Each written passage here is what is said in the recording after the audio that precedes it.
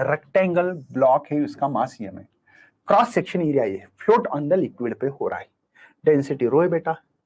Given small vertical displacement from equilibrium in the start oscillating with the frequency is equal to, frequency निकालने oscillate कर रहा है ऐसा ऐसा। पहले मैंने इसका क्वेश्चन बताया था, खाली वहां पे एरिया गिरा वॉल्यूम गिल्यूम होता था, याद होगा। तो ये जो फोर्स है बच्चों वो रेस्टोरिंग फोर्स होता है, और ये रेस्टोरिंग फोर्स है, और वो mg बराबर होगा, वेट के बराबर होगा। अभी अभी मैंने फार्मूला लिखा था, वेट के बराबर है, ठीक है।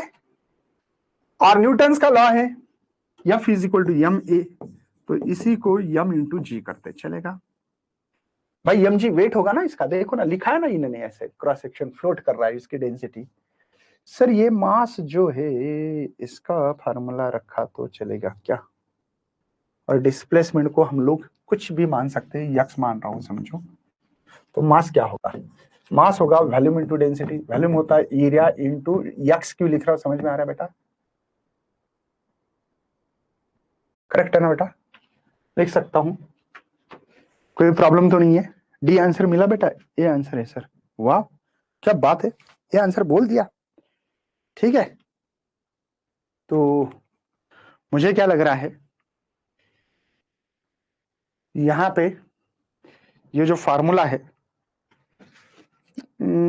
ऐसा लिखा तो यम ए, ये जो डेंसिटी है बेटा ए एक्स रो जी लिखा तो,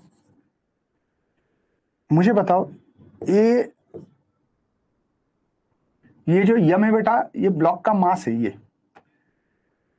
ओके, ये एक्स इधर लाता हूं, A rho g by m, m is the mass block है बेटा। मुझे कुछ याद आ रहा है, इन मैग्नेट्यूड फॉर्म में अगर ऐसे लिखोगे ए अपॉन एक्स, इसको ओमेगा बोलते हैं, राइट है बेटा, ऐसे ही बोलते हैं ना। तो ए बाई एक्स को ओमेगा स्क्वायर बोलू तो चलेगा क्या, इसको ओमेगा स्क्वायर बोलू तो चलेगा क्या, क्योंकि रूट में नहीं है ना।